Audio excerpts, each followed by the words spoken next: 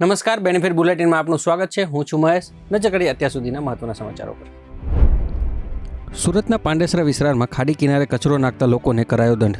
કચરો નાખવા આવતા લોકોને સ્વચ્છતા જાળવવા માટે કરવામાં આવી અપીલ।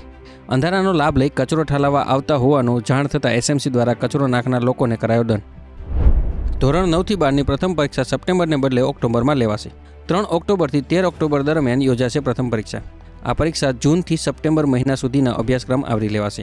શૈક્ષણિક સંઘની રજૂઆતને પગલે માધ્યમિક અને ઉચ્ચતર માધ્યમિક શિક્ષણ બોર્ડે કર્યો નિર્ણય। જામનગરમાં તસ્કરોએ નાના ભૂલકાની આંગણવાડીને બનાવી નિશાન। જિલ્લામાં 11 જેટલી આંગણવાડીઓમાંથી તસ્કરોએ ગેસના બાટલા, તેલના ડબ્બા સહિત ખાદ્ય સામગ્રીની કરી ચોરી।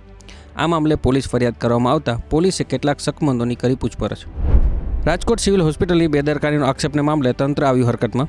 નર્સિંગ સ્ટાફે સિવિલ સુપ્રિન્ટેન્ડન્ટ સામે સમગ્ર મામલે કરી રજૂઆતને પગલે સિવિલ સુપ્રિન્ટેન્ડન્ટે બેઠકની કરી આયોજન।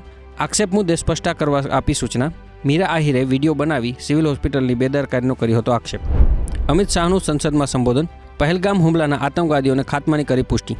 કહ્યું, એનઆઈએ આતંકવાદીઓને મદદ કરનાર અને ખોરાક આપનારાઓની કરી ધરપકડ। શ્રીનગરમાં માર્યા ગયેલા 3 આતંકવાદીઓ પહેલગામ હુમલામાં સામેલ હોવાની કરી પુષ્ટિ। તો આ હતા અત્યાર સુધીના મહત્વના સમાચાર। આવા સમાચારો જાણવા માટે બનેલા રહો બેનિફિટ ન્યૂઝ સાથે।